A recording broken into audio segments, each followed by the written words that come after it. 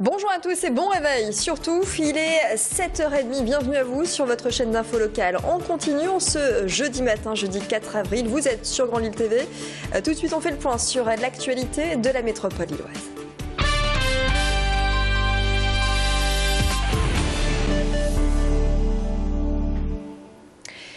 Et comme prévu, le tribunal administratif a étudié la requête de la ville de Lille quant à l'évacuation d'un camp de Roms. Une évacuation réclamée par Martine Aubry sur la plaine Winston Churchill, un terrain occupé dans le Vieux-Lille, le long du périphérique Est, à la limite de la Madeleine. Il y aurait 183 personnes installées, dont des familles entières. L'avocat des Roms a demandé un délai de 6 mois pour étudier une évacuation dans de bonnes conditions. Maître Clément attend surtout des solutions de relogement. Je vous propose de l'écouter au micro de Macha Grunessen. 6 mois, c'est une cautère sur une jambe de bois. Oui. Ça ne va, c'est un délai de répit, c'est un délai de grâce. Et on se met à genoux devant le tribunal en disant on est en train de vous faire prendre une décision abracadabrante. Nous savons que nous avons peu de moyens pour y faire obstacle si vous décidez l'expulsion, mais au moins donnez-nous l'occasion de partir dans des conditions dignes. Ça fait 2 ans qu'on sait que c'est une solution provisoire, mais tant qu'on n'aura pas de solution de relogement, il est évident que c'est un pis-aller. C'est la moins mauvaise solution possible. Le jugement a été mis en délibéré, sera rendu dans les tout prochains jours par le tribunal administratif de Lille. Politique avec l'affaire Cahuzac qui fait réagir les élus locaux. Dans un communiqué, Gilles Pargnot, le premier secrétaire de la fédération du Parti socialiste du Nord, qualifie le comportement de l'ancien ministre du Budget, je cite, d'abject et d'irresponsable.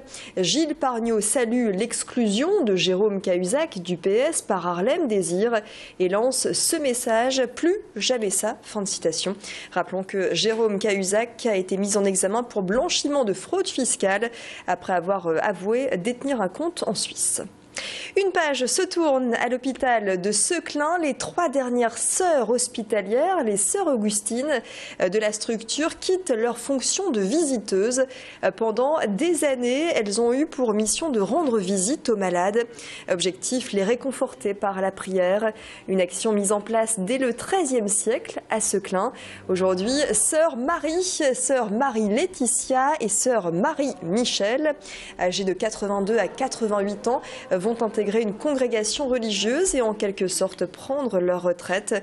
Hier, une messe était célébrée en leur honneur en présence de l'archevêque de Lille, Monseigneur Ulrich, pour les remercier de leur engagement pendant toutes ces années. C'était une journée mémorable. C'est une journée de prière, d'action de grâce, de remerciements et de convivialité avec toute l'équipe de Seclin. Je n'ai qu'un merci à leur dire à tous, je n'oublierai jamais, je ne pensais pas, moi qui voulais partir en sourdine, je vais partir comme une princesse. C'est un événement qui commence à être connu des riverains du Grand Boulevard à la Madeleine, à Marcq-en-Barœul ou encore à Lille. La nocturne se prépare, événement sportif et familial qui avait attiré 35 000 personnes l'année dernière. Et cette fois, Lille Métropole enregistre déjà 2 fois plus d'inscrits. Au programme, randonnée pédestre valide et handisport, balade en roller, course de 10 km sur le thème cette année de l'Europe. Et puis dans la soirée, un grand concert sur la place François Mitterrand avec le groupe originaire de Ronchin, Skip the Use. Les précisions sur cette grande fête en préparation au micro de Tanguy Lécluse. Il y a le fait d'avoir eu la volonté d'impliquer beaucoup de structures culturelles, associatives, sportives pour animer le linéaire du Grand Boulevard. Et par contre, sur la dimension concert, on a donné cette fois-ci la scène à des groupes émergents de la métropole lilloise. Et puis, avec ce final extraordinaire qui aura lieu avec Skip the Use, dont on sait le parcours maintenant avec les victoires de la musique. Et la nocturne du Grand Boulevard, ce sera, notez bien, le samedi 13 avril. Grand Boulevard qui sera fermé à la circulation automobile à partir de 16h avec un renforcement des lignes de tramway. Du foot avec la 31e journée de Ligue 1 qui se profile et dimanche, le LOSC reçoit au Grand Stade avec cette affiche. Le LOSC Lorient, ce sera à partir de 17h. Les Lillois qui signent une belle remontée ces 2 derniers mois avec des victoires à l'extérieur. C'était le cas encore la semaine dernière à Brest. Rio Mavouba, blessé depuis le mois de janvier, a repris le chemin de l'entraînement.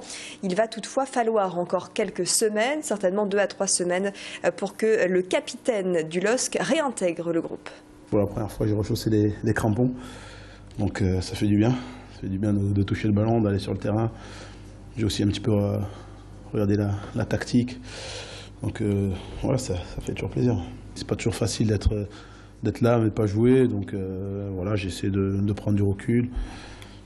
Comme j'ai dit tout à l'heure, de faire autre chose, mais bon là, petit à petit, je me remets aussi dedans parce que le retour approche et voilà, faut être là. Et le LOSC est 5e du classement de Ligue 1, classement de Ligue 1 avec 49 points, juste derrière Saint-Étienne et devant Nice. 7h36, on se retrouve tout de suite pour les prévisions météo avec la tendance de ce jeudi, tendance jusqu'à lundi d'ailleurs avec les prévisions météo de votre week-end. On ira faire un tour également sur les routes car ça commence à être compliqué sur la 25 avec déjà d'importants ralentissements. Bon réveil à vous et très bonne journée.